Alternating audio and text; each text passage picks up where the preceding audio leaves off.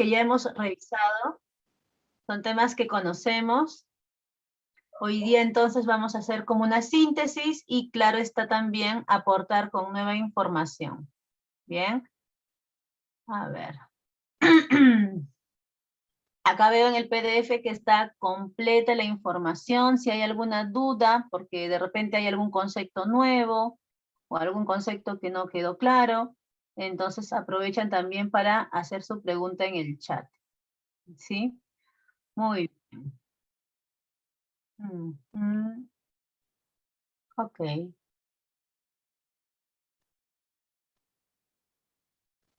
Muy buenos días, muy buenos días.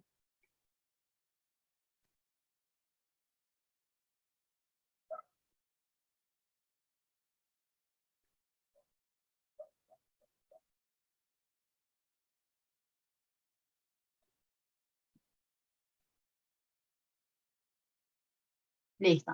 Muy bien, chicos. Vamos entonces a empezar con nuestro tema de aprendizaje. Partimos de lo que sería la definición, entendiendo que hay dos maneras de definir lo que es un aprendizaje, ¿verdad? Tenemos una definición conductista del aprendizaje y una definición cognitivista del aprendizaje, ¿ok? ¿Cierto? Muy bien. Entonces, en la definición conductista nos presenta que el aprendizaje es un cambio de conducta como resultado de la experiencia o también de la práctica. En esta propuesta conductista, el aprendizaje se ven los resultados conductuales. Bien, lo que nos interesa es lo que al final se presenta como conducta observable. El ambiente, acá denominado estímulo, será el entorno, la situación, el contexto que da pie para que se dé una conducta. Bien, entonces recordamos este esquema, estímulo, respuesta, ¿cierto? Bien. Entre los representantes del conductismo tenemos a John Watson. Luego tendremos a Skinner. Podemos también señalar a Edward Tolman. Este último ya con una mirada cognitivista. También Albert Bandura se verá influenciado por la propuesta conductista, pero Albert Bandura también incorporará en su teoría de la imitación que bien conocemos, variables cognitivas, y por eso la propuesta de Bandura de preferencia se coloca dentro de este segundo enfoque. Este segundo enfoque, que es el cognitivismo, define el aprendizaje como un cambio en los esquemas mentales. Este concepto de esquemas mentales seguro se te hace familiar porque es un concepto que usaba Piaget, Jean Piaget, cuando hablaba de sus 4 estadios del desarrollo intelectual, ¿correcto? Bien, entonces el cognitivismo toma ese concepto de Piaget y nos dice que el aprendizaje es un cambio entonces interno. Y este cambio ocurre no solo por la presencia del ambiente, sino por el procesamiento de información que hago del ambiente. Bien, esa información que yo capto, recojo por los sentidos, llega a mi cerebro y se trabaja. De repente utilizando lo que es el pensamiento, utilizando lo que es la percepción, utilizando lo que es la memoria.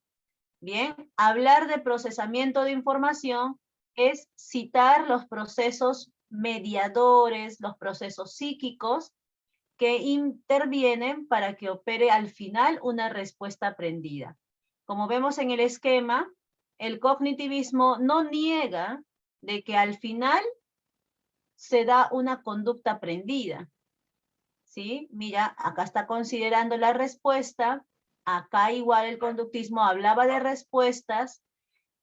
Lo que hace el cognitivismo es como completar la variable que el conductismo no consideraba, que es el organismo. Esta es la diferencia entonces entre el cognitivismo y el conductismo.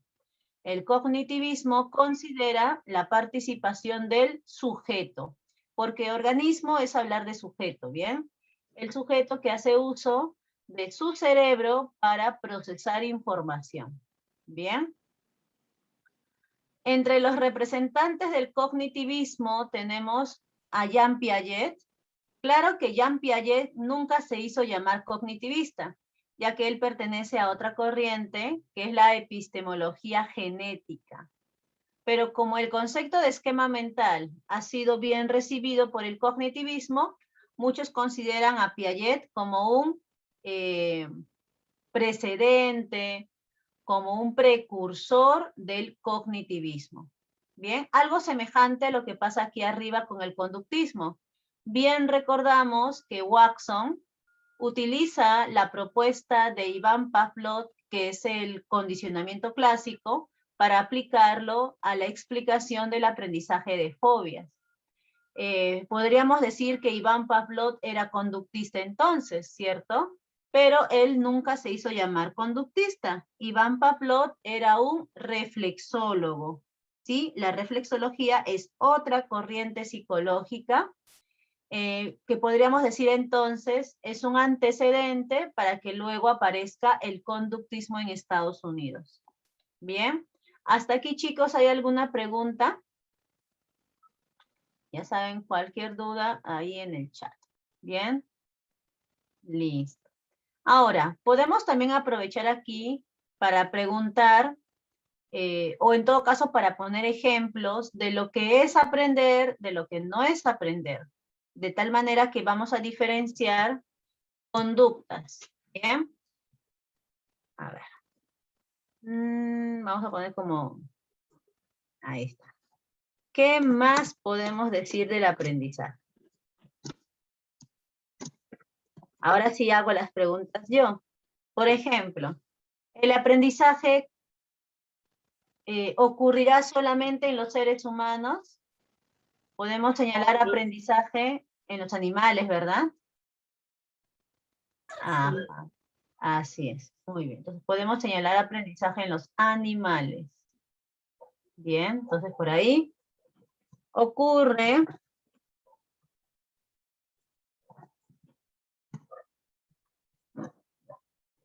en humanos y animales. Bien. ¿Qué más podemos señalar? Ya. Podemos señalar también que el aprendizaje se ve favorecido. ¿Ya? El aprendizaje se ve favorecido por la plasticidad cerebral. Y ustedes recordarán en qué tiempo de nuestro ciclo vital tenemos esa mayor plasticidad cerebral. ¿Se acuerdan?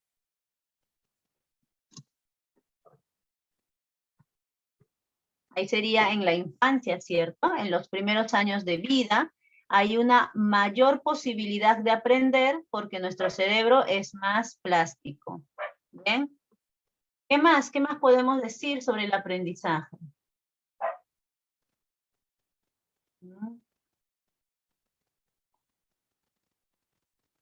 Es resultado de una experiencia.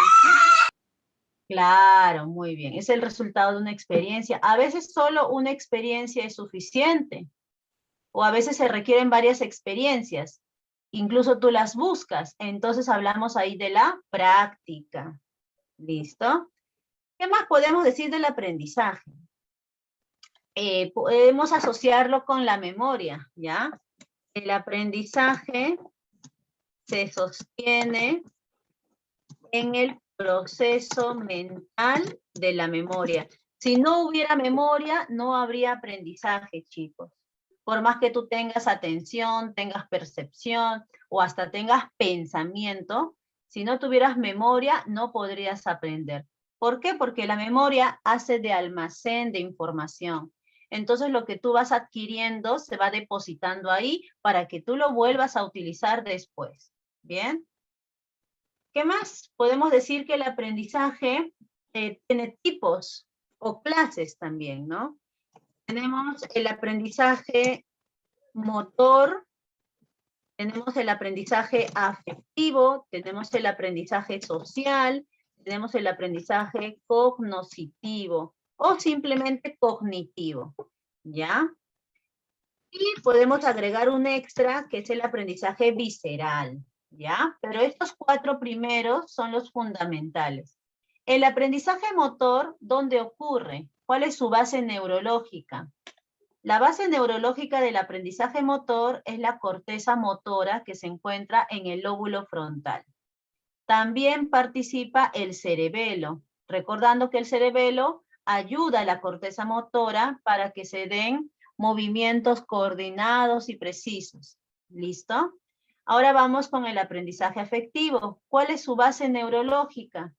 La amígdala cerebral del sistema límbico. ¿Bien? Ahí está la memoria emocional, ¿correcto? Entonces, memoria emocional emparejado con aprendizaje emocional. Luego tenemos el aprendizaje social. El aprendizaje social ha sido bastante trabajado por Albert Bandura con este principio de la imitación, del modelamiento. ¿Dónde está el aprendizaje social o cuál es su base neurológica principal? Yo citaría aquí lo que viene a ser tanto el aspecto cognoscitivo con la información, ¿ya? Como también lo que observas, ¿cierto? Y que se queda grabado como una imagen. En el primer caso, cuando hablamos de información, vamos a ir entonces aquí, junto con lo cognoscitivo, a lo que sería la memoria semántica. ¿Y dónde está ubicada la memoria semántica? Serían, pues, correspondería al hemisferio izquierdo. Bien.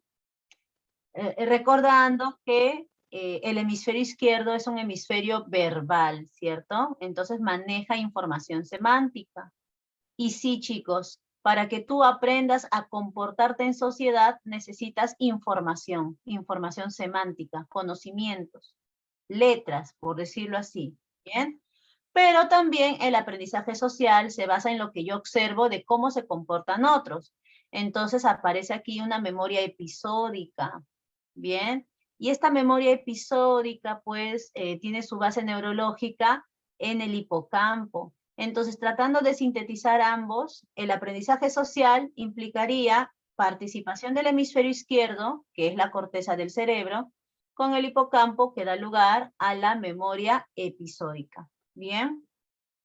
Ahora, en el aprendizaje cognoscitivo, como ya te señalaba, hace uso de la memoria semántica, o sea, el hemisferio izquierdo, será su base neurológica, ¿bien?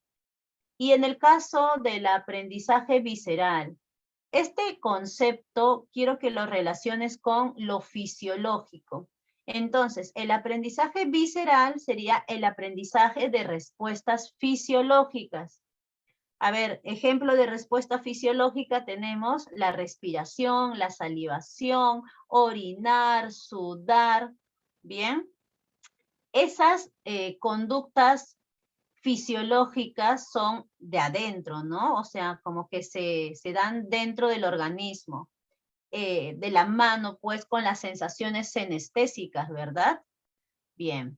Ahora, de repente tú te preguntas, pero ¿cómo es eso de aprender reacciones fisiológicas? Yo puse ejemplos como salivación, sudar, orinar. ¿Eso se aprende?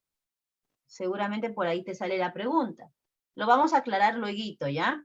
Pero para cerrar esta partecita, el aprendizaje visceral, que ya hemos dicho tiene que ver con respuestas fisiológicas, trabaja muy de la mano con el aprendizaje afectivo. Por ejemplo, si yo estoy alegre, ¿qué ocurre con mi corazón? Late más rápido, ¿ya? La experiencia de la alegría, que es una experiencia subjetiva, ya, eso corresponde a lo afectivo. Pero cuando ya hablo de una aceleración del ritmo cardíaco, ahí estoy hablando de un órgano, ¿cierto? Entonces, sería visceral. Por eso vamos a encontrar que estos dos conceptos están muy relacionados. ¿Bien? Por poner una pregunta entonces. En el condicionamiento clásico trabajado por Iván Pavlov, donde se emplea a un perro y el perro aprende a salivar, aprender a salivar, ¿qué sería entonces? ¿Un aprendizaje visceral o un aprendizaje afectivo? Visceral. Visceral. Visceral, ¿no? ¿Por qué? ¿Por qué? Porque está aprendiendo a salivar. En este caso, salivar no va asociado con una emoción, ¿correcto? Es, digamos, un aprendizaje visceral puro. Pero ¿qué pasa si yo pongo este otro caso? Pedro, cada vez que ve una correa, suda y tiembla de miedo. ¿Qué tipo de aprendizaje tiene él? Es un aprendizaje afectivo. Ha aprendido a tenerle miedo a las correas, ¿verdad? Pero también estoy hablando de respuestas fisiológicas. He citado que suda, ¿no? ¿Verdad? Entonces, sudar es una respuesta fisiológica. Estaríamos ahí hablando también de un aprendizaje visceral, ¿correcto? En este último ejemplo se están dando los dos. Pero si tuviéramos que escoger uno, porque así nos pide a veces bueno, nos pide el examen, ¿no? ¿Cuál de los dos es? Y tienes que escoger una alternativa. Vamos a escoger el aprendizaje afectivo, ¿ya? ¿Listo? Si ya nos está hablando de una emoción, lo sugiere al menos, entonces nos inclinamos por el aprendizaje afectivo. Si no, simplemente aprendizaje visceral, como el caso de Iván Pavlov con su perrito. ¿Bien? Listo.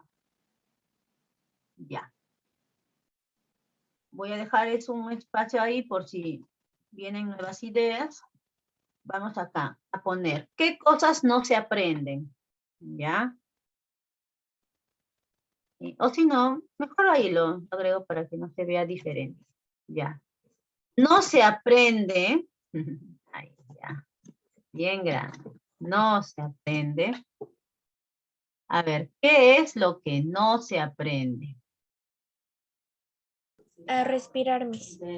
Ajá, respirar no se aprende, sudar no se aprende, ¿ya? Pero mira, una cosa es, volviendo al tema de sudar, por ejemplo. Si yo, por haber corrido, bueno, no sé, por haber corrido de aquí hasta mi mercado, que está pues a unas 5 cuadras, sudo, en ese caso sudar no es resultado del aprendizaje, es una respuesta fisiológica natural de mi cuerpo. Pero en el caso que te ponía de ver una correa y sudar, ahí sí sudar es una conducta aprendida. Entonces, para que se entienda aquí, voy a colocar, no se aprende, ¿ya?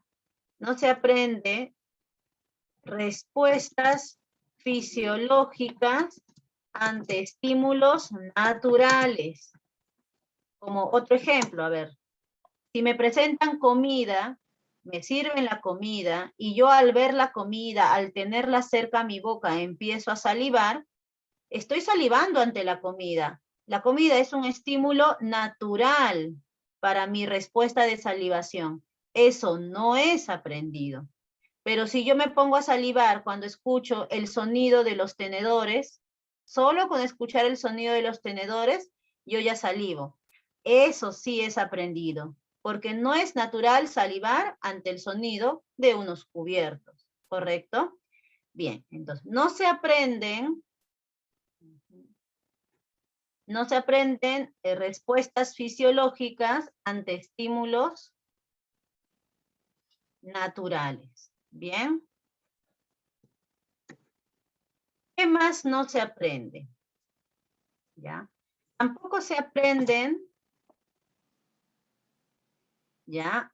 Conductas como resultado de la maduración. Por ejemplo, la menstruación. Menstruar es una conducta, ¿ya? Menstruar es una conducta. Y es una conducta como resultado de la madurez de mis órganos sexuales reproductivos. ¿Correcto? No voy a decir que he aprendido a menstruar, ¿correcto? Porque no he tenido que practicar para lograr eso. Es una conducta natural como resultado de la maduración. Bien. Ahora hago la pregunta. Caminar. ¿Caminar será una conducta aprendida, chicos? ¿Qué dicen ustedes? La caminata que vemos en los niños a la edad de 1 año, ¿será aprendido o será resultado de la maduración?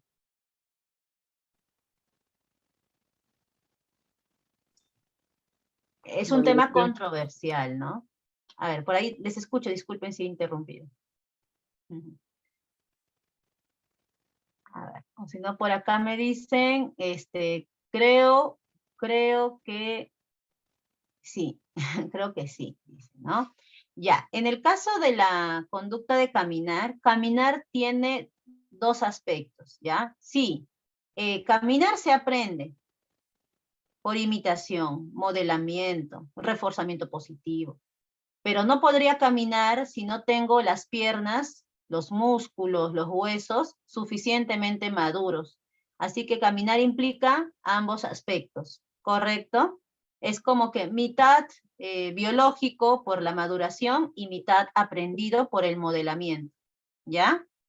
Ahora, con respecto al gateo, ¿qué dicen ustedes? ¿El gateo es aprendido o es resultado de la maduración? Resultado de la maduración. De la maduración. Ajá, gatear ya es otra cosa, ¿ya? Así tú no le enseñes a gatear al niño, así el niño no vea modelos gateando, igual va a gatear. Entonces, los padres, ¿dónde sí deben estimular, dónde sí deben intervenir? ¿Para que logre el gateo o para que logre caminar? Caminar. Para caminar. Para gatear, los padres no deberían intervenir. El niño, el pequeño, lo va a lograr en el momento que corresponda, ¿correcto?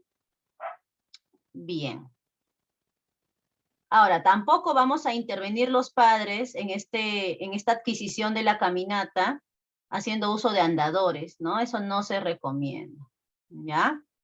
A veces los padres intervenimos mucho, ¿no? Pero no hay que hacerlo tanto. Mientras sea lo más natural posible, mejor, ¿sí?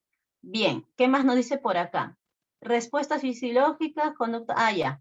Tampoco se aprenden conductas como resultado de la adaptación sensorial, ¿ya? Conductas como resultado de la adaptación sensorial. Por ejemplo, no sé si tú lo has hecho, pero a mí me pasaba que cuando estaba en una habitación clara, iluminada, y luego pasaba a una habitación oscura, al inicio pues no puedes ver nada, ¿no? Pero pasado unos minutos logras ver, en esa misma habitación oscura logras ver. Entonces uno pues de gracioso dice, he aprendido a ver en la oscuridad. Y no, pues, no aprendemos a ver en la oscuridad. No es producto del aprendizaje, ¿ya? Es una respuesta de adaptación propio de tu órgano sensorial visual, ¿bien? Y finalmente, si es que no hay más casos por acá, lo que no se aprende también es las conductas resultantes de sustancias psicoactivas, ¿ya? Conductas como resultado de sustancias psicoactivas. Me refiero aquí a las drogas. Esto se ha visto, por ejemplo, en casos de competencias olímpicas o cualquier actividad deportiva, ¿no? A veces los jugadores o los deportistas, para mejorar su desempeño, consumen ciertas sustancias psicoactivas. Entonces, eso puede hacer una gran diferencia al momento de la competencia y resultar incluso ganador, pero no ha sido, como dicen, a lo limpio, ¿no? No ha sido por su esfuerzo, su práctica, no. Entonces, cuando se detectan estos casos de competidores, no sé cómo llamaríamos a estos competidores, no sé, traidores, mentirosos, falsos. Ya, en el caso de los competidores que emplean estas sustancias, se les retira, ¿no? Se les retira. ¿Se acordarán ustedes del caso de Paulo Guerrero hace unos años? ¿Sí? Donde se le retiró casi un año, pues, ¿verdad? No podía participar con su equipo de encuentros futbolísticos porque se le había encontrado al momento de que hacen los exámenes, habían encontrado en su sangre, si no recuerdo mal, sustancias, pues, drogas, ¿no? Y era todo un tema, ¿no? Que alguien del hotel donde se había hospedado, le había echado algo a su tecito, no sé, no tengo todo el seguimiento, pero sí me acuerdo de la sanción que le dieron, ¿no? Y ya sabes de eso. Bien, por el uso de sustancias psicoactivas. Bien, ¿qué más? Bueno, eso creo que está más claro, ¿no? Respuestas fisiológicas, ya está. ¿Qué más podemos decir del aprendizaje? Considero que nada más. Bien, vamos a pasar entonces a las teorías. ¿Listo? A las teorías. Bien, por aquí.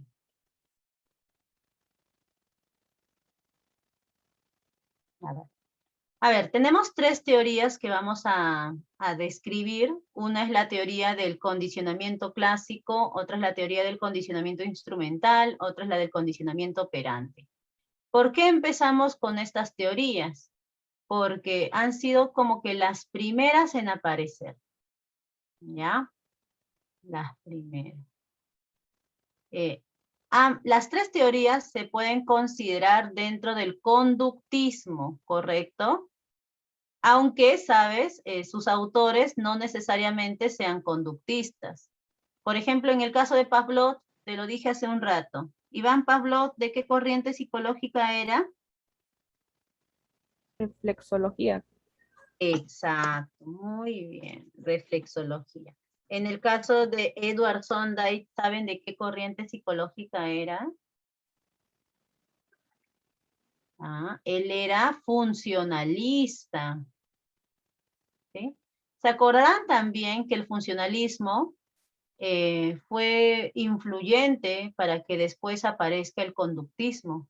Ambos son escuelas estadounidenses. Bien, o sea, son corrientes psicológicas que surgen en Estados Unidos. ¿Ya? Listo. Y bueno, en el caso de Skinner, Skinner sí es, ¿ya? Skinner sí es conductista propiamente. ¿Bien? A ver, ¿qué nos dice la teoría del condicionamiento clásico? Que se aprende, ¿cuál es el principio explicativo? La asociación de estímulos, ¿verdad? La asociación de estímulos. Bien. ¿Qué tenemos con respecto al condicionamiento instrumental? Edward Sondheim nos dice algo muy distinto, ¿ya? Él nos dice que se aprende por el ensayo y el error. ¿Listo? El ensayo y error. ¿Qué nos dice Skinner? Se aprende por las consecuencias que recibimos al hacer nuestra conducta. ¿Ya? Las consecuencias recibidas. Ya mejor. Las consecuencias recibidas. Ahora la ley. La ley es como la regla, ¿no? Para que esto se cumpla efectivamente. En el caso del condicionamiento clásico, se tiene que cumplir que los estímulos estén uno cerca del otro. Tenemos entonces la ley de la contigüidad. ¿Ya? La ley de la contigüidad. Porque si tú presentas los estímulos con un tiempo de separación de 2 horas, 1 hora o media hora siquiera, no va a ocurrir la asociación, el aprendizaje asociativo, pues, de manera eficaz. Entonces, importante que los estímulos ni siquiera tengan más de 1 segundo separados. Bien. En el caso del condicionamiento instrumental, la ley es, bueno, tiene varias leyes. 2 al menos son las más conocidas. La ley del efecto y la ley del ejercicio. ¿Ya? Entonces aquí, del efecto y del ejercicio. Bien. Y en el caso de Skinner tenemos la ley del efecto, ¿ya? Así que vas entendiendo que esta ley usada por Skinner en su teoría fue tomada de Eduardo Sondheim, ¿bien? Porque él nos hablaba del efecto ya. ¿Listo? Luego, el sujeto. En esta teoría, en lo que propone Paplot, el sujeto es pasivo en su aprendizaje, ¿no? No buscó el aprendizaje. Como dicen, aprendió sin querer queriendo. En el caso de Eduardo Sonday, él propone que el sujeto que aprende es activo, busca el aprendizaje, interviene activamente en su ambiente. Y lo mismo pasa aquí, ¿ya? En el condicionamiento operante también el sujeto es activo, ¿listo? Ahora vamos con conductas. Con esta primera teoría se van a emplear o tiene que participar sí o sí el sujeto pasivo con conductas involuntarias, ¿ya? Esas conductas involuntarias son conductas reflejas, ¿ya? Son conductas como que provocadas, inducidas, ¿bien? En cambio, en el instrumental, las conductas tienen que ser, por el mismo hecho de que el sujeto es activo, conductas voluntarias, conductas instrumentales. ¿Y qué significa conducta instrumental? Una conducta que me permite obtener una meta, ¿ya? Una conducta que me permite llegar a una meta, ¿listo? Cuando hablamos de llegar a una meta, es una conducta con propósito. Entonces, las conductas que se hacen acá son conductas que tienen un propósito, ¿bien? El sujeto quiere lograr algo, por eso mueve su ambiente o modifica su ambiente para obtener ese resultado. Y en el caso de Skinner, esto de la conducta instrumental es como que se perfecciona más, porque recordamos, ¿no?, que el sujeto realiza tal acción para recibir un reforzador o para evitar un castigo, ¿bien? Entonces aquí también tenemos conductas voluntarias, conductas instrumentales. Y como el sujeto tiene esa capacidad de elegir qué conducta hace y qué conducta no hace, vamos a señalar entonces que son conductas espontáneas, conductas como que libres, ¿no? Emitidas, ¿listo? También puedes hablar aquí de conductas operantes, porque es otro término que Skinner nos da. Una conducta operante es aquella que modifica su ambiente, ¿bien? Listo. Ahora, con esta primera teoría se favorecen aprendizajes emocionales. Bien, la teoría de Paplot es muy útil para explicar aprendizajes emocionales. Eso lo demostraría Watson años después. Porque originalmente Paplot solo usó su teoría en animales para demostrar los aprendizajes viscerales. Bien, listo. En el caso de Sondheim, con su teoría se favorecen aprendizajes motores. Bien. Y en el caso de Skinner, el Skinner ya lo lleva a todos los niveles, ¿no? En el sentido de que con su teoría se pueden adquirir aprendizajes motores, aprendizajes afectivos, aprendizajes emocionales, bueno, afectivo, emocional es lo mismo, aprendizajes sociales, aprendizajes cognitivos. Entonces aquí vamos a poner todos los aprendizajes, ¿ya? Todos los aprendizajes. ¿Bien?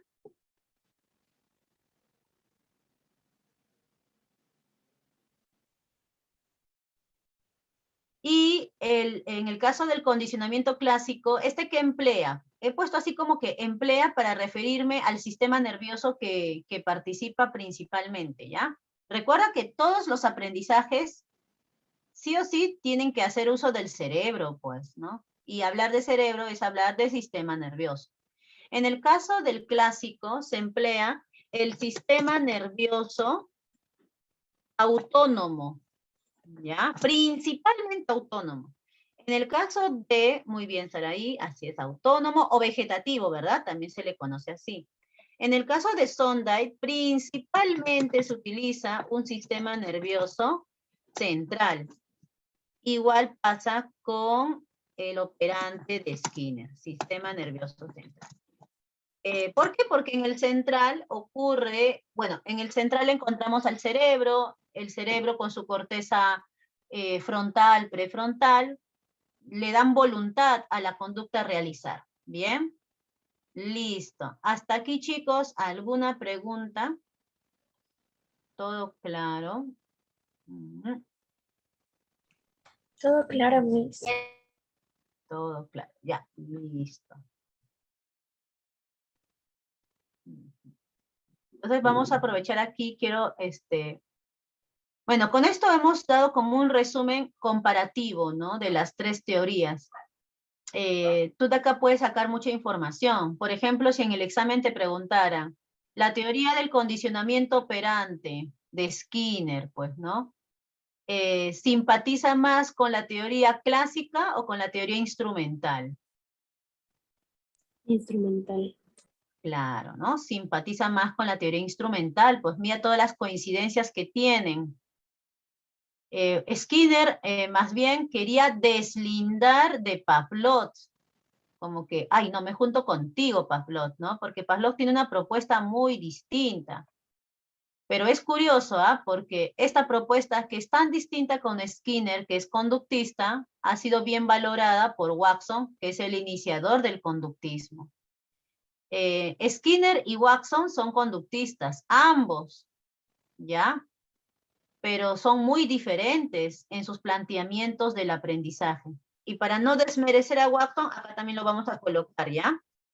John Watson no es el autor del condicionamiento clásico, pero vaya que lo popularizó, ¿ya? El condicionamiento clásico de Pavlov se hizo muy conocido por Watson. ¿Bien? Listo, vamos a pasar a unos videitos para dar como que ilustración de esto que hemos tocado por acá, y luego vamos a continuar hablando más profundamente de lo que vienen a ser los tipos de condicionamiento clásico, y los programas de reforzamiento con los principios anexos del reforzamiento y castigo del operante, ¿ya? Entonces, dejo de compartir un momento esto y vamos a ver un video, ¿ya?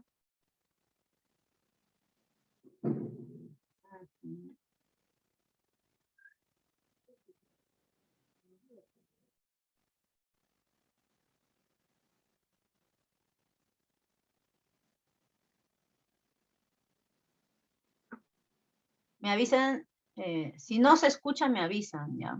Se entiende que se va a escuchar, a ver.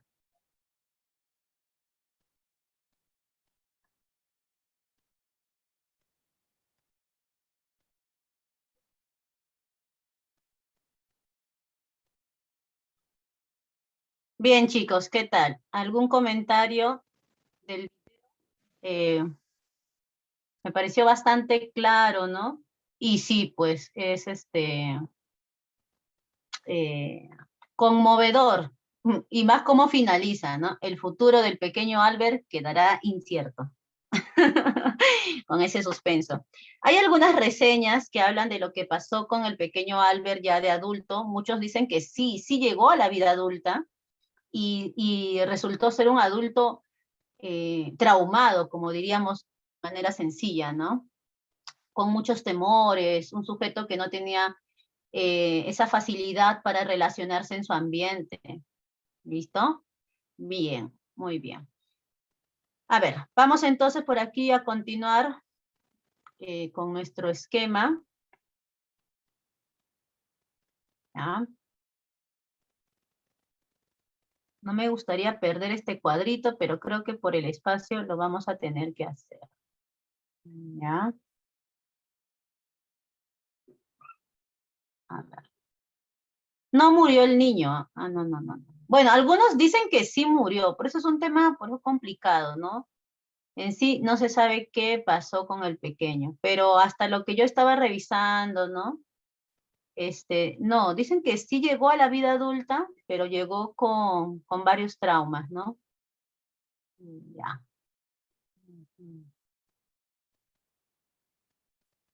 Pero si bien es cierto que faltó a los principios éticos, porque sí, ¿no?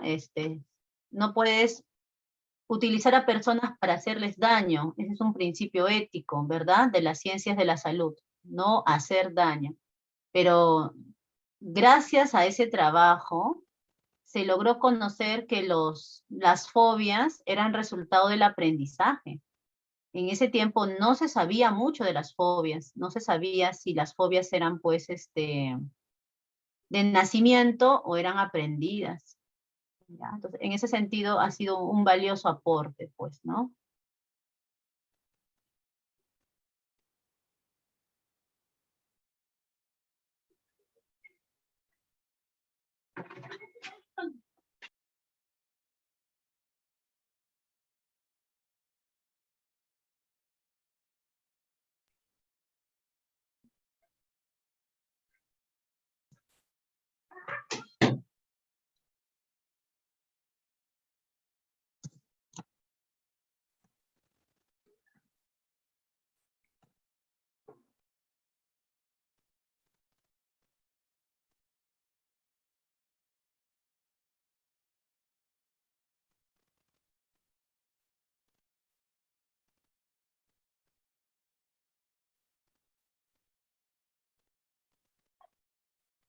Ah, ya, por acá me dices que también has investigado y que salió que murió. Ah, mira, ¿será? Yo me acuerdo que esta información la obtuve de un libro. No revisé internet, ¿ah? Pero ¿qué será, pues, no? Como que no se tiene bien claro qué fue, ¿no? ¿Qué pasó? Ya. A ver, chicos, sobre el condicionamiento clásico, ¿qué alcances tenemos? Habrás leído en tu PDF o acá mismo en el video, ¿no? Ah, podemos dar varios alcances. Depende de tus inquietudes. ¿Qué es lo que podría venir en el examen de admisión? Con lo que acabamos de señalar ya tenemos suficiente. De repente podríamos aquí hacer uso de un ejercicio para identificar los elementos del condicionamiento. ¿Te parece eso? Vamos a poner entonces un ejemplo, ¿ya? A ver. Cada vez que Elena ve, ya, a ver, cada vez que Elena ve, ¿qué puede ver que le active? O puede ser también oler, ¿no? También va, ¿no? Cada vez que Elena huele papel quemado, su cuerpo empieza a temblar, ¿ya? Ese olor le recuerda el incendio del que fue víctima, del incendio del que fue víctima en su niñez, ¿no? En su infancia, o en su niñez, donde perdió a toda su familia.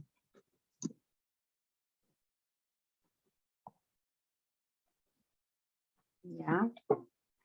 Donde perdió a toda su familia.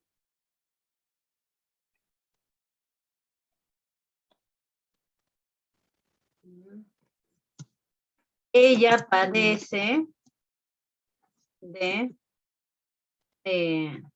trastorno de estrés postraumático. Ella padece de, ya está, ¿no? De trastorno de estrés postraumático. ¿Ya? Bueno, eso es como para darle un encuadre más bonito, ¿no? No necesariamente en las preguntas que te hagan te van a venir con el trastorno, ¿no? Entonces, cada vez que Elena huele papel quemado, su cuerpo empieza a temblar. Ese olor le recuerda el incendio del que fue víctima en su niñez, donde perdió a toda su familia. Bien, a ver, en este tipo de caso, ¿cuál vendría a ser los elementos, empezando por el estímulo incondicionado? ¿Ya? ¿Cuál sería o podemos empezar por el estímulo neutro? ¿Cuál sería el estímulo neutro?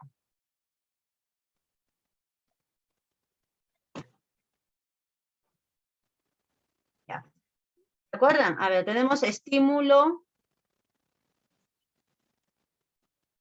tenemos el estímulo neutro, tenemos el estímulo incondicionado incondicionado. Tenemos el estímulo condicionado. ¿Sí? El estímulo neutro es aquel que genera una respuesta de alerta o una respuesta de atención o una respuesta de orientación. El estímulo incondicionado es el que genera una respuesta natural, una respuesta incondicionada. Bien. Y el estímulo condicionado es aquel que genera una respuesta artificial, una respuesta aprendida, una respuesta condicionada. ¿Bien? Listo. Entonces, en el caso que está aquí, ¿cuál sería el estímulo neutro?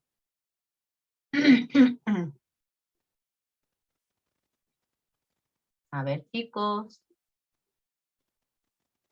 Esto se tiene claro, ¿saben cómo identificar? Si no, tenemos que regresar al experimento de Pavlov.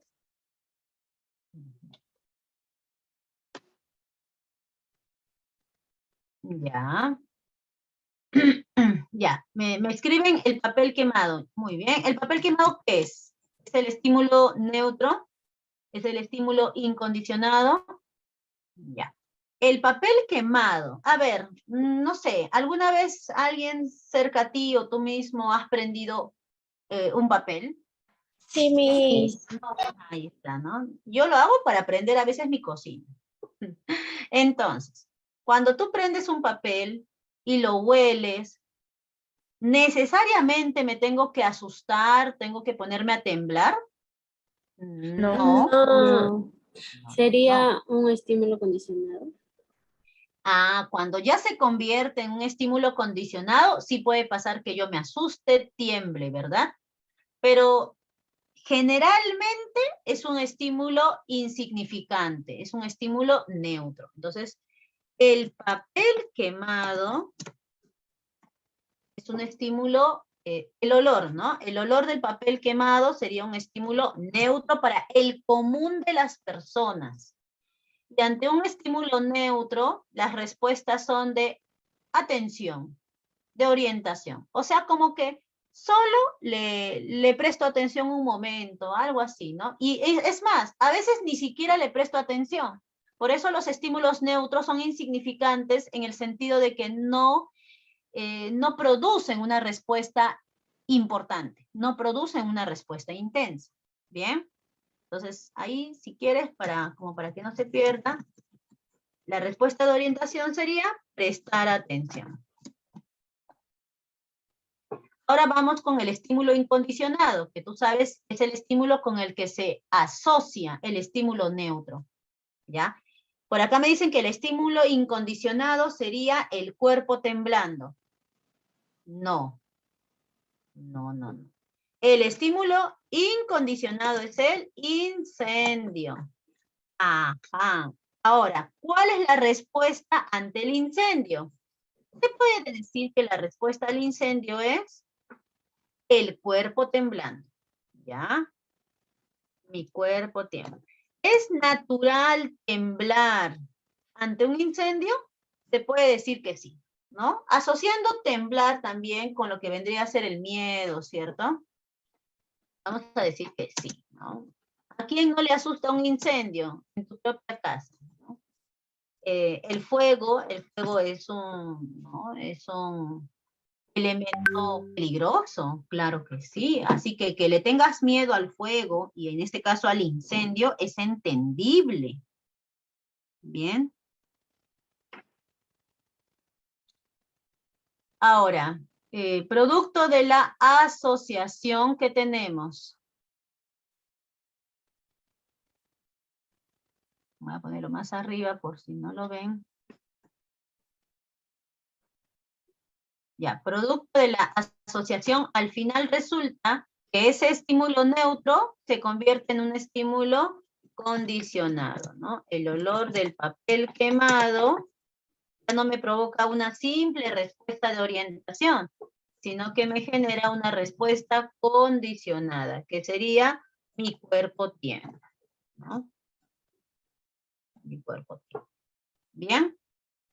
Listo. Ahora, ¿esto qué sería? ¿Un aprendizaje visceral o un aprendizaje emocional?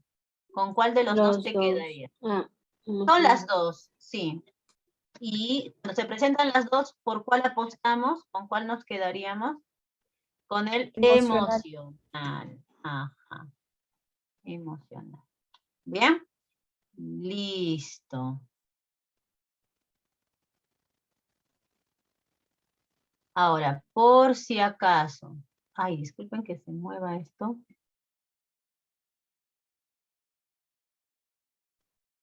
Ya. Por si acaso, quedó claro, ¿no? Que los estímulos, tanto el neutro con el incondicionado, tienen que asociarse, ¿cierto? Y tienen que asociarse uno detrás del otro para que se cumpla con la ley de la contigüidad, ¿sí? Los estímulos tienen que estar uno tras otro, ¿bien?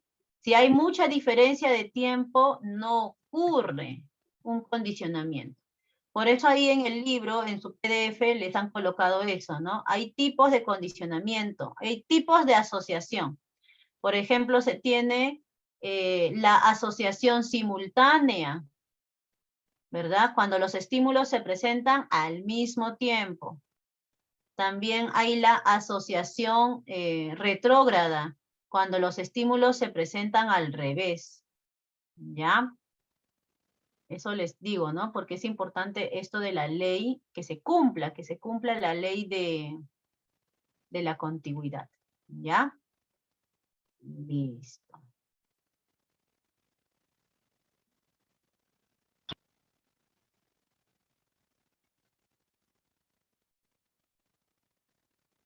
¿Qué me dicen, profesora? ¿Y el recuerdo en ese ejemplo no importaría? Ah, ya. Bueno, en el esquema no es necesario. En este esquema no es necesario. ¿O sí es necesario? No es necesario, ¿cierto? ¿No? Pero claro que la memoria importa, ¿no? ¿No? Sí. De hecho, que la persona cuando huele el papel quemado, a su mente también viene una imagen, ¿cierto? Un recuerdo. Ajá. Pero ese es un evento privado. ¿Qué significa que es un evento privado? Es un evento subjetivo, le pertenece al sujeto. Pero en el condicionamiento, en la teoría conductista, mejor dicho, a los conductistas les interesa lo que pasa en la mente de la persona. No, ¿verdad? A los conductistas no les interesa lo que pasa en la mente de las personas. Bien, solo les interesa la relación entre estímulos y respuestas. Nada más. Nada más. Bien. Ahora.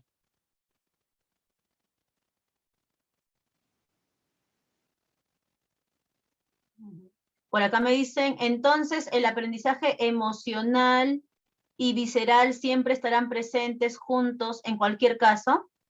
Ah, ya. Por ejemplo, en el caso del perrito de Pavlov que aprende a salivar ante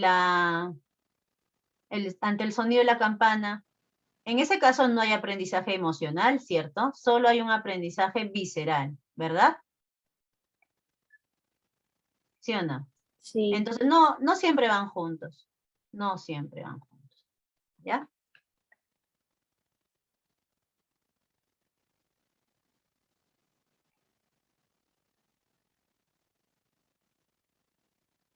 Bien. Ahora vamos a dar algunos alcances sobre el condicionamiento operante.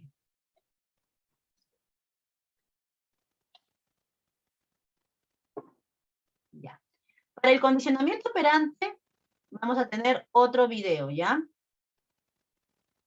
Voy a dejar de compartir esto. Y vamos a presentar los trabajos de Skinner.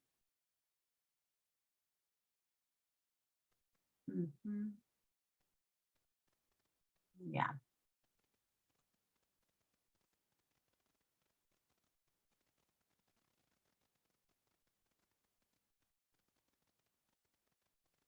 A ver, chicos, atentos. Sí se ven, ¿verdad?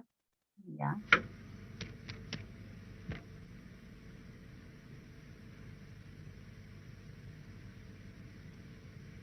Can pigeons read? This one gives every indication, because he's been taught to distinguish between two words and to behave appropriately. He's learned his different response to each sign by being rewarded with food. So the bird isn't acting independently. Its behavior is shaped by controlling its environment. The first task was to isolate an individual piece of behavior and see how that could be changed. Skinner did this by keeping individual pigeons at about 3/4 of their normal weight, so that the birds were always hungry, and food could be used as an automatic reward. The pigeon was studied in a uniform box, one it quickly grew used to. One piece of behavior. Listo, chicos. ¿Qué les pareció? Interesante, ¿no? El video completo hasta nos propone que con esta teoría se puede enseñar a las palomas a tocar el piano. Hayan visto cómo la paloma prácticamente estaba leyendo, ¿no? En sentido de que reconocía unas letras distintas que otras. O hemos visto en la última a las palomas jugando, ¿verdad? Cuando se trata de entrenar animales, el condicionamiento operante es muy útil, ¿bien? Y hace la comparación entre los animales y los seres humanos. Así como esa palomita realiza la conducta para recibir un refuerzo, los seres humanos también buscan refuerzos. Y te habla de los programas de reforzamiento, ¿verdad? Ya, eso es lo que hoy día también vamos a trabajar. Bien, entonces, sobre el condicionamiento operante empezamos con un caso, ¿ya? Para que igual tú puedas señalar los elementos.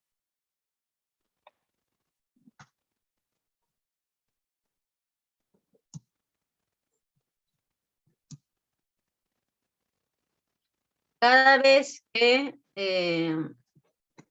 estamos en la tienda, mi hermanito José llora. ¿Ya? ¿Ya? Y le doy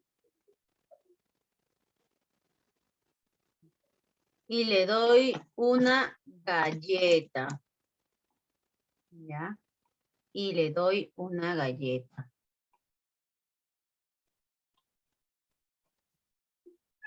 De esta manera, él se calma y yo también. ¿Ya? A ver, ¿cómo nos va con este caso? Listo. Cada vez que estamos en la tienda, mi hermanito llora. Mi hermanito Pepe, mi hermanito nomás. Mi hermanito llora y le doy una galleta. De esta manera él se calma y yo también. A ver, chicos, acá. ¿Cuál vendría a ser el estímulo discriminativo? El estímulo discriminativo es llamado también estímulo antecedente. ¿Lo hallas? ¿Lo encuentras? ¿Lo Mi hermanito ubicas? llora. Ya, por acá me dices que es el hermanito llora. No, no es el hermanito llora. Vamos recordando la triple relación. Luego del estímulo discriminativo viene la conducta operante. Creo que por ahí va la respuesta que me habías dado. Pero vamos a terminar todito para que se ubique mejor. Luego viene el estímulo consecuente. ¿Ya? Entonces, puedes empezar primero ubicando la conducta operante. Es más, yo lo recomiendo. ¿Ya? ¿Cuál vendría a ser la conducta operante? A ver, mira, acá en el enunciado de 2 líneas hay varias conductas, pero vamos a analizar al niño. Mira, estamos llegando a ese acuerdo, ¿sí? Vamos a analizar al hermanito. ¿Bien? Entonces, ¿qué conducta realiza el hermanito? Tiene que ser una conducta voluntaria, una conducta instrumental. Ya, sería Llorar. llorar. Muy bien, llorar. Ahora vamos hacia atrás. ¿Cuándo y dónde llora? Lugar y momento. En la tienda. En la tienda, ¿no? Entonces, mira, el estímulo discriminativo es la situación activadora para que la conducta ocurra, ¿sí? Lugar y momento, ¿ya? Entonces sería la tienda. Y si deseas, le puedes agregar también en la tienda con el hermano mayor. ¿Qué te parece? Puedes agregarlo también, ¿no? Porque de repente este pequeño no llora cuando va a la tienda con el papá, no llora cuando va a la tienda con la mamá. Hasta podrías agregar en qué momento, o sea, del día. De repente esto ocurre solo en las mañanas, en la noche no pasa esto. Esas cositas dan mayor encuadre para entender la conducta. Bien, pero acá lo dejamos solamente como tienda con hermano, ¿te parece? Ahora vamos con la consecuencia. Ya llora y ¿qué pasa? Da la galleta. Ahí está. Como estamos analizándolo desde el niño, vamos a poner recibe la galleta, ¿no? Recibe la galleta, ¿verdad? Listo. Ahora te pregunto, ¿estamos ante un caso de reforzamiento o castigo? Reforzamiento. Reforzamiento. ¿Cómo sabemos que es un reforzamiento? Porque el reforzamiento es un procedimiento, ¿ya? Es un procedimiento que mantiene o incrementa la conducta. En este caso, la conducta de llorar de este niño ¿se está manteniendo, se está incrementando o está más bien desapareciendo? Está eliminada la conducta. Está manteniendo. Se está manteniendo, exacto. Por eso ustedes dicen es un reforzamiento. Cuando ya se habla de que la conducta está disminuyendo, incluso desaparece, es un castigo. ¿Bien? Entonces, el castigo es el procedimiento que disminuye o hasta desaparece, ¿no? Desaparece la conducta. Listo. Ahora, el reforzamiento tiene sus tipos, igual el castigo tiene su tipo. Tenemos el reforzamiento positivo, el reforzamiento negativo, igual tenemos el castigo positivo, el castigo negativo. ¿Por qué es positivo? Porque hablamos de una adición. Y será negativo porque hablamos de una resta. ¿Ya? Adición y resta. A ver, entonces, volviendo al ejercicio, bueno, al casito. ¿Qué sería, positivo o negativo? Positivo. Ajá. ¿Y por qué decimos que es positivo? Porque le da la galleta. Porque recibe, ¿cierto? Hay una suma, ¿no? El niñito es sumado con un estímulo, se le da un estímulo, se le adiciona un estímulo, ¿no? Entonces aquí sería positivo, ¿ya? Muy bien, entonces aquí estímulo ya, es recibido, ¿ya? En cambio, en un negativo, el estímulo es quitado, ¿ya? Así, mira, fácil, ¿no? Entonces, estímulo recibido, estímulo quitado. Hasta ahí veo que estamos claros. Ahora vamos un poquito a cambiar esto, ¿ya? A ver, entonces, mejor, para poner en síntesis. Para el hermanito, esto es un reforzamiento positivo. Bien. Ahora les pregunto, ¿y para el mayor, para el hermano mayor? ¿Qué ocurre en el hermano mayor? A ver, vamos a analizar. Ahora, tomando el caso, díganme cuál es la conducta del hermano mayor. Comprar una galleta y darla a su hermano. Eso, comprar una galleta. Lo voy a poner abajito para que se vea que lo de arriba es del hermanito, el análisis, y abajo es el análisis del hermano mayor. Bien, a ver, para el hermano mayor, la conducta operante es comprar la galleta. Una conducta que se hace voluntariamente, ¿ya? una conducta intencional. Ahora, ¿cuál sería el estímulo discriminativo o antecedente que activa que este hermano mayor compre la galleta? Su hermano llore. Su hermana El llora. hermano llora. Hermano llora, muy bien. Y tienes que colocar también, ¿no? En la tienda. De repente cuando el hermanito llora en la casa, el hermano mayor hasta le, no sé, lo ignora, le cachetea, por poner ejemplos absurdos, pero igual. Entonces, importa mucho el contexto, ¿ah? El ambiente, el lugar específico. Aquí vamos a poner hermanito en la tienda, ¿ya? Hermanita en la tienda cuando llora, ¿ya? O mejor para que sería más bonito, hermanito llorando en la tienda. Entonces, cuando veo que mi hermanito llora en la tienda, yo compro una galleta. En consecuencia, Se calma el hermano Calma. mayor. Se calma y él ajá, pero para que cuadre más bonito, agreguen estas palabritas como recibe o se le quita, recibe o evita. En este caso, cuando compre la galleta para el hermanito, ¿qué ocurre? Se va. Ya, acá he puesto se va, también podría haber sido se quita o evita. Se va el llanto. ¿Correcto o no correcto? Se va el llanto, ¿sí o no? Entonces, en el caso del hermano mayor, ¿esto qué sería? ¿Un reforzamiento o un castigo?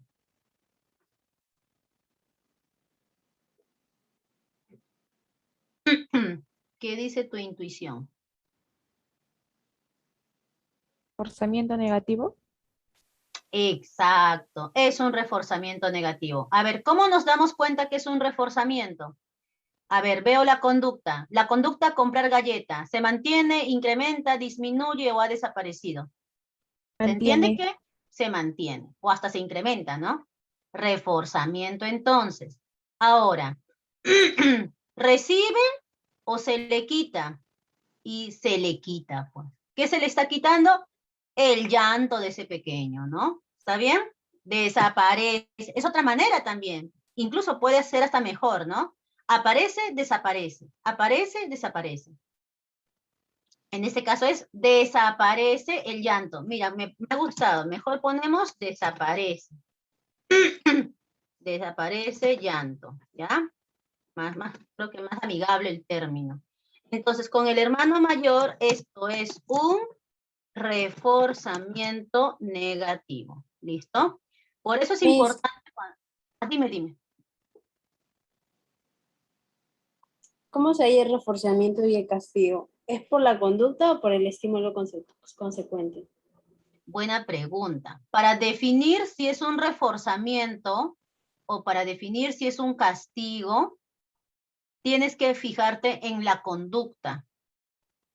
Si la conducta principal que estamos analizando aumenta o disminuye. Para definir si es positivo o negativo, ahí sí te fijas en el estímulo, si aparece o desaparece. ¿Está bien? Pero, entonces, ¿por qué la primera, que es llorar, por qué es reforzamiento? Si disminuye, no se mantiene, porque ya no llora cuando recibe la galleta. Ah, ya. A ver. Cada vez que estamos en la tienda, mi hermanito llora y le doy una galleta. De esta manera él se calma y yo también. Ya, vamos a analizar al niño. El niño, el hermanito, ¿no? ¿Qué conducta hace? La conducta de llorar. Ya. Ahora, claro, ¿no? Tú lo ves en ese momento, ¿cierto? En ese momento se le da la galleta y deja de llorar, ¿sí o no? ¿Verdad? Sí. Pero nosotros no lo vamos a ver en ese instante. Tenemos que verlo como que no sé, en el largo plazo le pueden decir, ¿no? Puede ser así, ¿no? Entonces vemos que la conducta de llorar en el niño ya está aprendida, está enraizada, es una conducta que se da muchas veces, ¿no? Muchas veces. Por eso acá dice, ¿no? Cada vez, ¿no?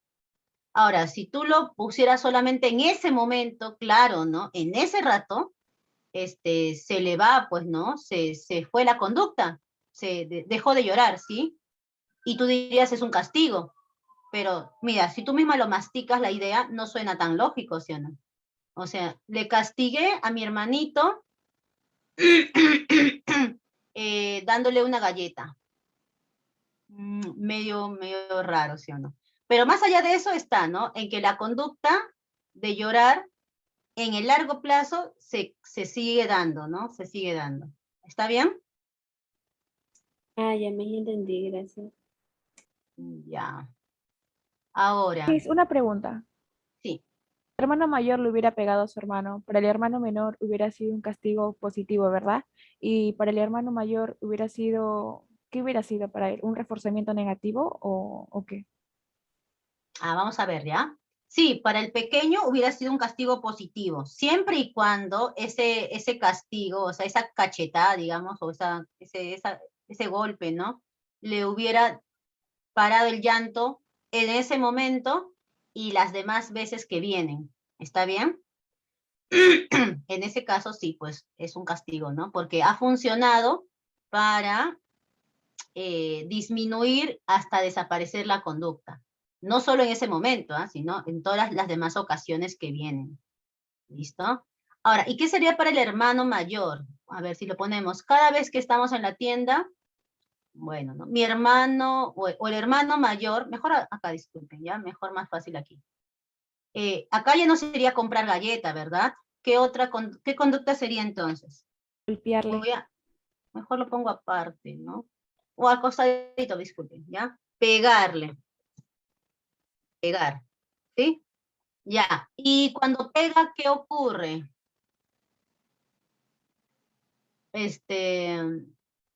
Ya, él pega y ¿qué pasa luego, no? ¿Se va el llanto? ¿Sería así?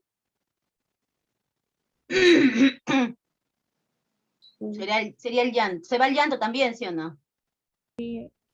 Ajá, desaparece el llanto, ¿no? Bueno, entendiendo que eso pasara, aunque en la práctica no pasa, ¿no? Si tú le pegas, puede ser que llore más. Pero también puede ser que sí, ¿no? Tú le pegas y el niño se queda calladito, pues, ¿no? Puede ser. Ya, entonces como se va el llanto, sería igual un reforzamiento, ¿no? En el sentido de que este hermano mayor ahora constantemente, ¿qué va a hacer? Constantemente va a pegar, ¿verdad? Constantemente va a golpear y así le va el llanto del niño pequeño, ¿no? Adiós llanto. Entonces sería un reforzamiento negativo también. ¿Sí? ¿Está bien? Ah, ya, mis gracias. Ajá, ya está. Uy, mira, y cómo el tiempo se nos ha ido. Yo pensé que estábamos holgados con el tiempo. Pero ya, en estos 3 minutos lo hacemos. Nos falta hablar de los programas de reforzamiento. ¿Ya? Bueno, no quería eliminar este cuadrito, pero lo voy a hacer. Está en el anterior, por si acaso. Bueno, ustedes, ojalá le hayan tomado foto. Ahí está el mismo cuadro, solo que acá estoy haciendo la continuación. Ya. Vieron en el video que se hablaba de los programas de reforzamiento, ¿sí?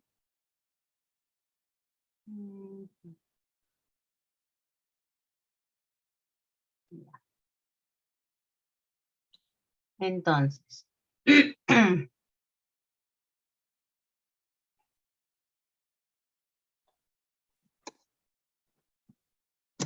programas de reforzamiento.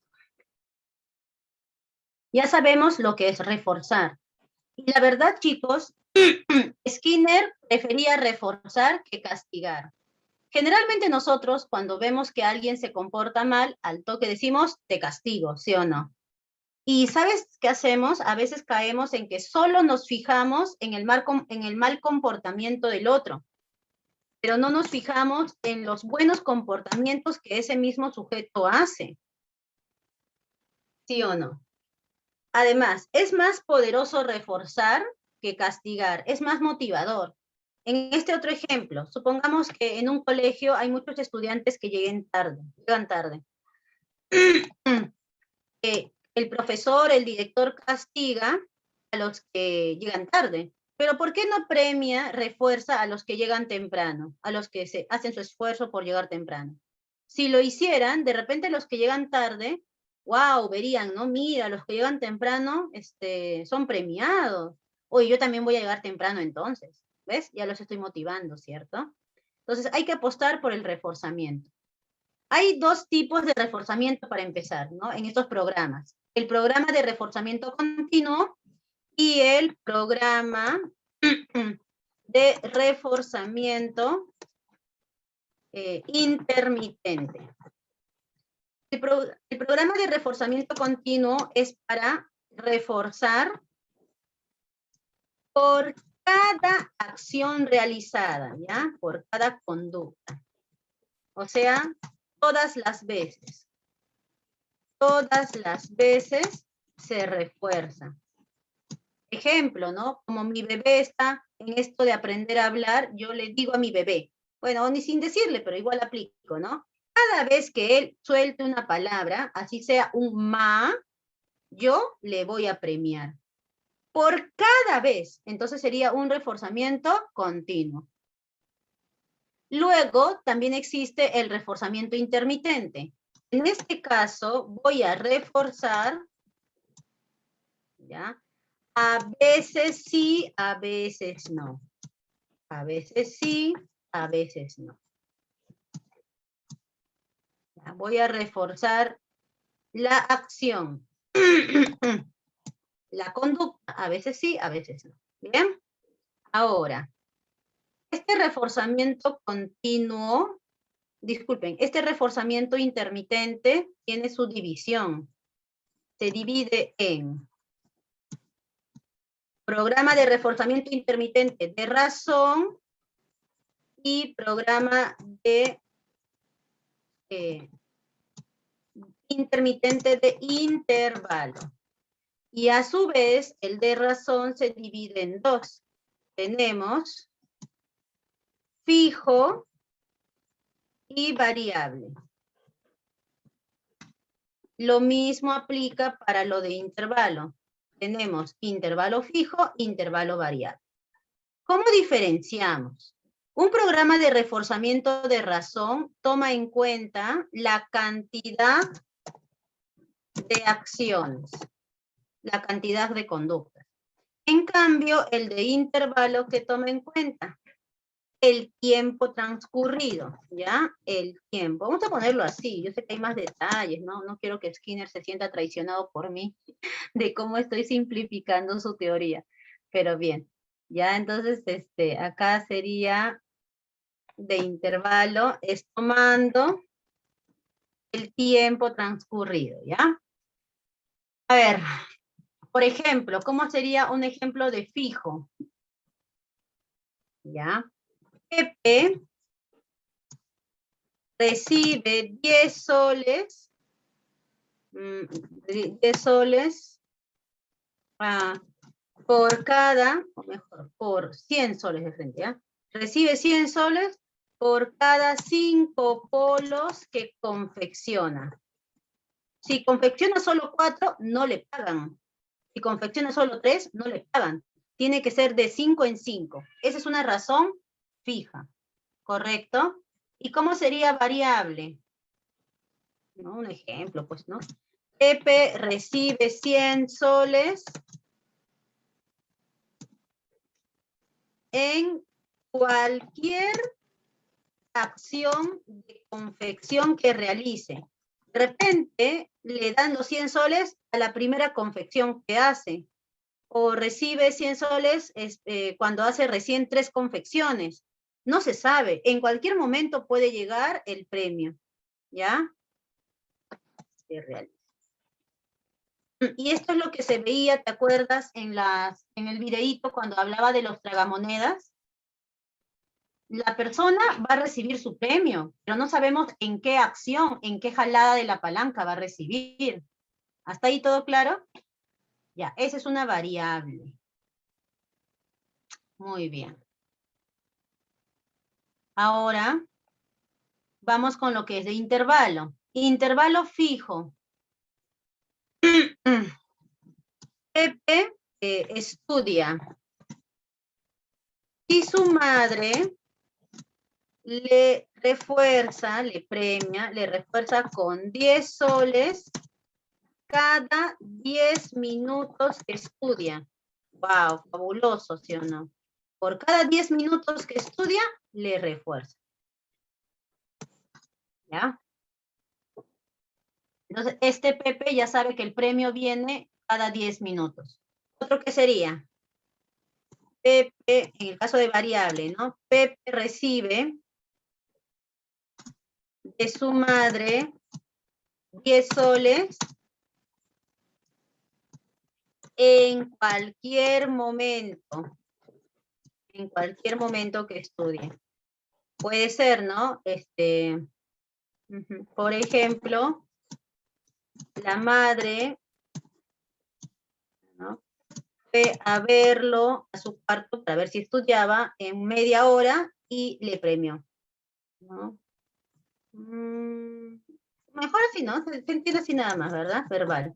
Pepe recibe de su madre 10 soles en cualquier momento que está estudiando, ¿no? En cualquier momento que está estudiando. Entonces, tu mamá te sorprende, ¿no? Puede ser que aparezca a los 50 minutos. Ya, puede ser que aparezca a las 3 horas. ¿Sí? ¿Se acuerdan cuando en el colegio, no sé, el profesor de pronto te premiaba por haber hecho algo, pero tú no esperabas ese premio, ¿no? El premio podía llegar en cualquier momento, ¿sí? De la nada. Cuando son los programas de reforzamiento de este tipo variable, el sujeto está más a la expectativa, ¿no? Está ahí como que ansioso, ¿no? De que ya venga el premio. Pero eso nos conviene también, porque así el chico o la chica se mantiene haciendo la conducta deseada, pero sabe pues que el premio no necesariamente viene a la sola conducta. Pueden pasar más tiempo o podemos requerir más conductas de parte de él. ¿Bien? Hasta ahí, chicos, sería el tema de hoy. ¿Todo claro? ¿Alguna acotación? Ah, ya, voy a ponerlo para que le tomen foto, ¿ya? Ya. Del anterior también, por si acaso.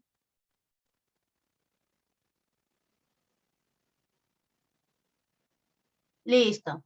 Bien, chicos, entonces quedan ustedes, por favor, resolver sus preguntitas y estamos chequeándolo la próxima semana, ¿bien?